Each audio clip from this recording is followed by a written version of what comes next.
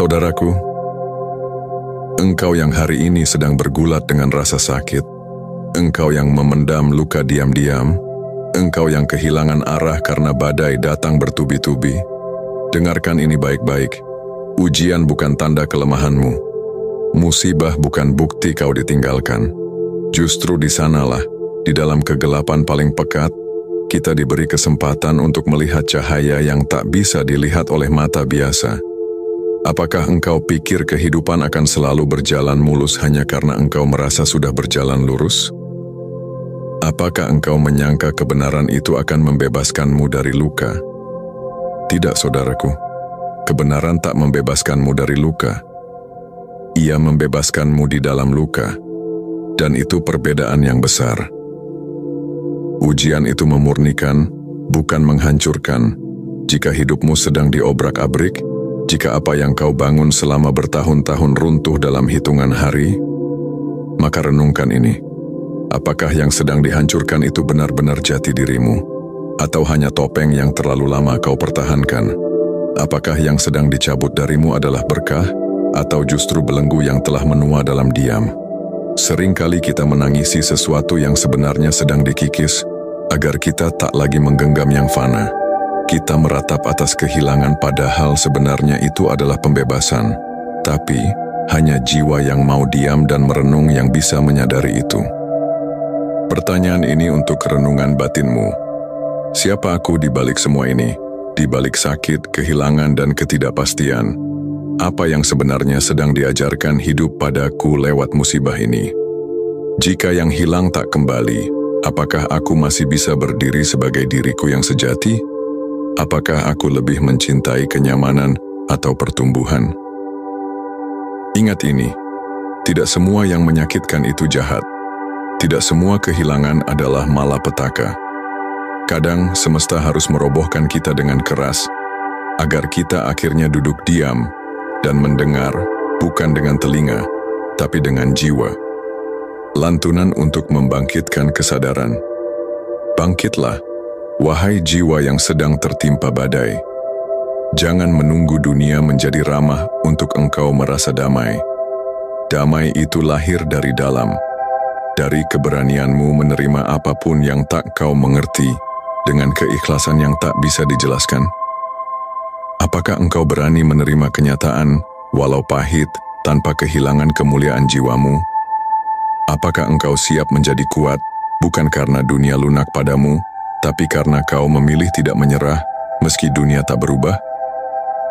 Ketika doa tak dijawab seperti yang kau inginkan, saudaraku, ada saatnya engkau berdoa dengan segenap jiwa.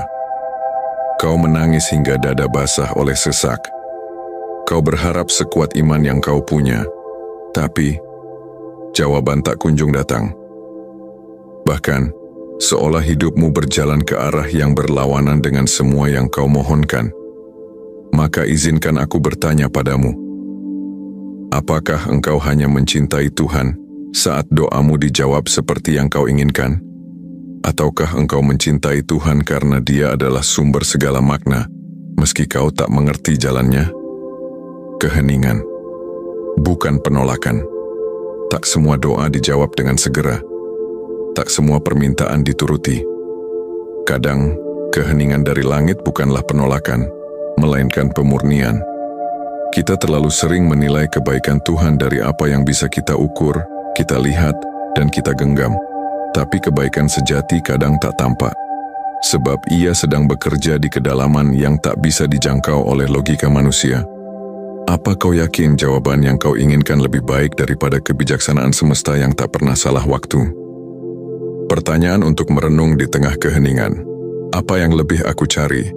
Kehendakku sendiri atau kebenaran hakiki? Apakah aku berdoa untuk mengubah takdir, atau agar jiwaku tunduk pada ketetapan yang lebih tinggi? Mampukah aku mencintai Tuhan dalam kehilangan, sama dalamnya seperti saat aku diberi doa yang menyadarkan jiwa? Ya, jika engkau tak menjawab doaku seperti yang aku minta, maka tuntunlah aku untuk mencintai kehendakmu lebih daripada keinginanku sendiri. Jika yang datang adalah sebaliknya dari yang aku harap, maka kuatkan aku untuk tidak menyebutmu jauh. Walaupun kau sebenarnya dekat, bahkan lebih dekat dari urat nadiku sendiri. Ingat ini, saudaraku, kita tidak selalu diberi apa yang kita mau, tapi kita selalu diberi apa yang jiwa kita butuhkan untuk tumbuh. Doa bukan untuk mengubah Tuhan. Doa adalah cara untuk mengembalikan kita kepada Tuhan. Dan terkadang, sunyi adalah jawaban terbaik. Agar kita berhenti menuntut dan mulai memahami. Melewati gelap tanpa menjadi gelap. Menjaga api kesadaran saat dunia menggoda untuk padam. Saudaraku, di dalam hidup ini akan datang masa di mana segalanya terasa gelap. Cahaya harapan redup, suara-suara optimisme tenggelam, yang tersisa hanya diam. Dan kegelapan yang menekan dari segala arah.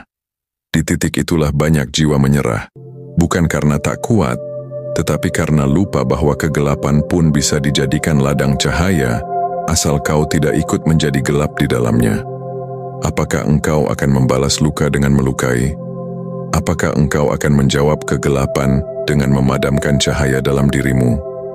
Jangan biarkan dunia mengubah siapa dirimu. Engkau boleh menangis, engkau boleh lelah, engkau boleh ragu. Tapi satu yang tak boleh, kau tidak boleh kehilangan cahaya dalam jiwamu. Banyak orang hidup, tapi kehilangan nurani. Bertahan, tapi berubah menjadi sosok yang tak lagi suci. Dipukul hidup, lalu memukul kembali siapapun yang lemah. Itu bukan kekuatan, itu luka yang belum sembuh. Dan luka yang belum sembuh akan melukai yang lain. Saat dunia menjadi gelap, apakah aku ikut menjadi gelap, atau aku tetap menjadi lilin kecil yang menyala diam-diam? Apakah aku sedang membalas penderitaan dengan kebencian, atau sedang mengubahnya menjadi kekuatan cinta?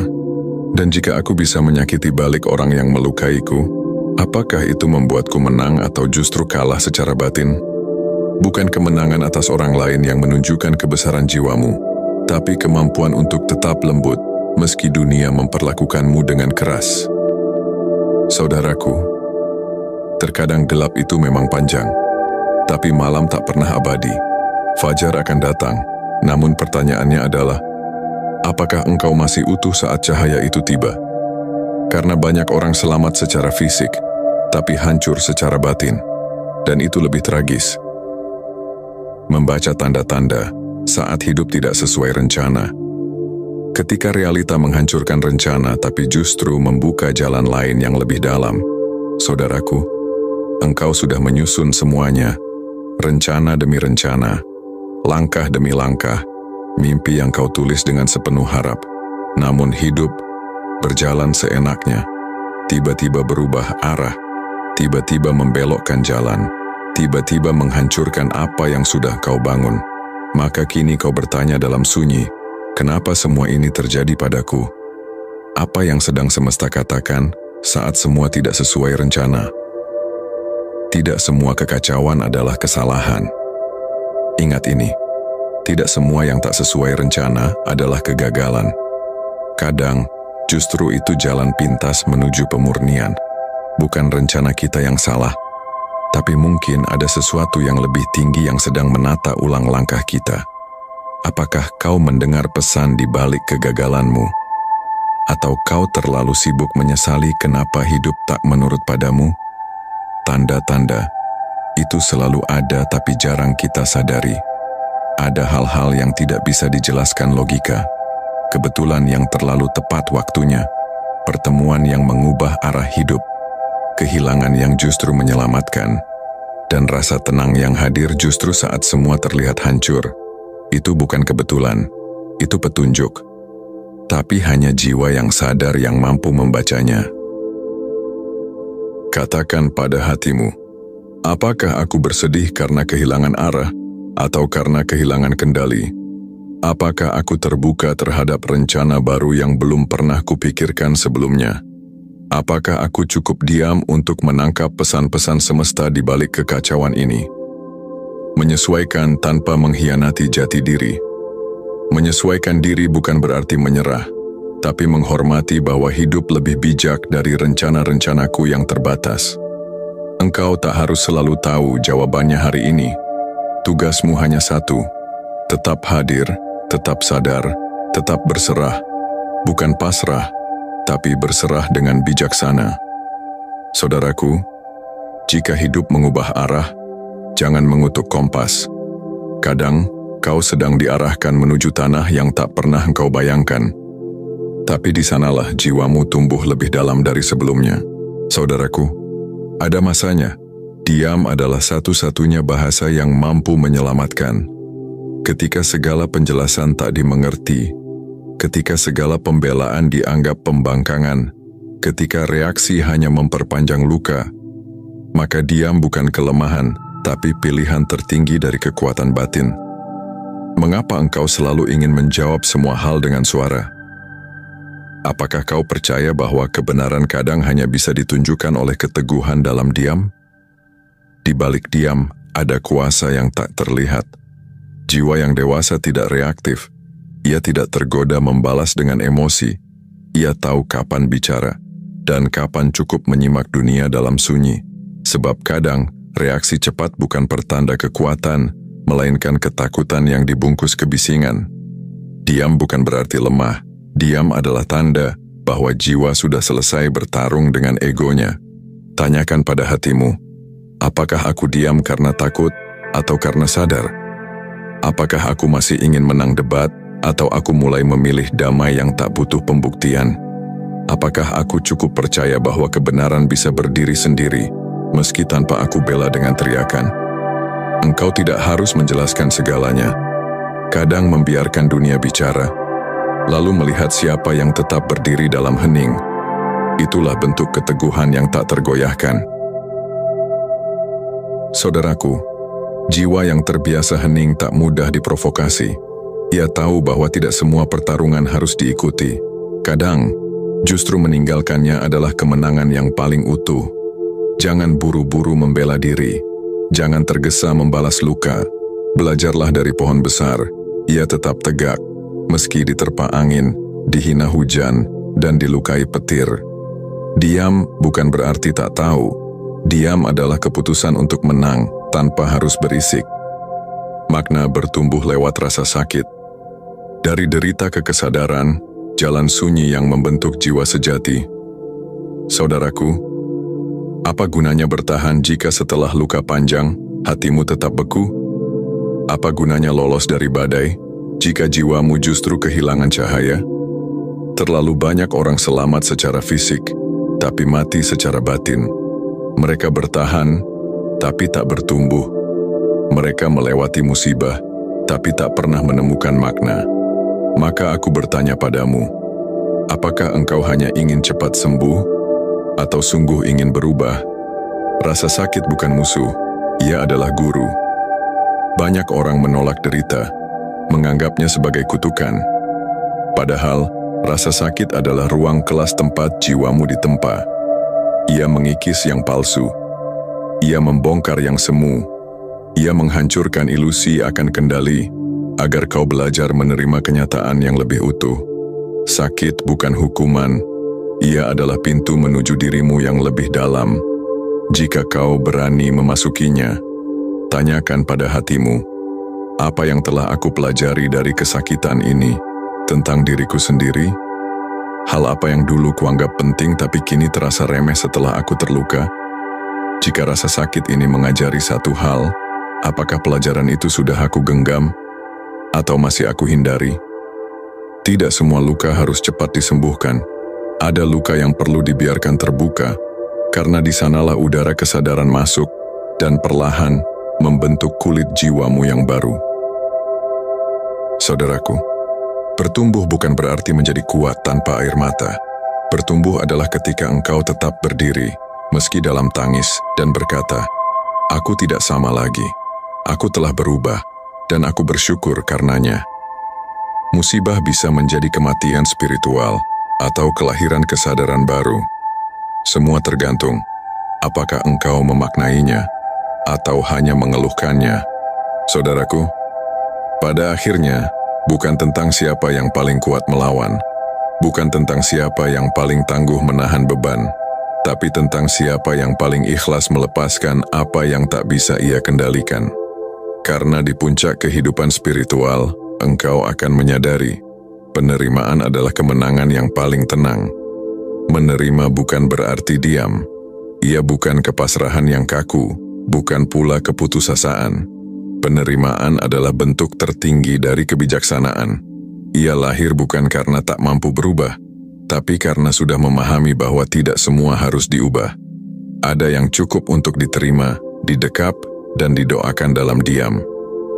Menerima takdir bukan berarti mencintai rasa sakit, tapi mempercayai bahwa setiap kepedihan tak datang sia-sia. Saudaraku, kau telah melewati badai demi badai. Kau telah terluka, terjatuh, menangis, dan bingung. Namun hari ini, kau masih ada. Itu bukan kebetulan. Itu tanda bahwa semesta belum selesai menulismu. Maka kini, berdirilah dengan tenang. Bukan karena semua telah baik-baik saja, tapi karena jiwamu telah mengerti cara berjalan dalam ketidakpastian. Jadilah saksi dari perjalananmu sendiri. Hargai rasa sakit yang telah membentukmu. Rayakan keberanianmu untuk tetap hidup, meski hidup tak selalu ramah.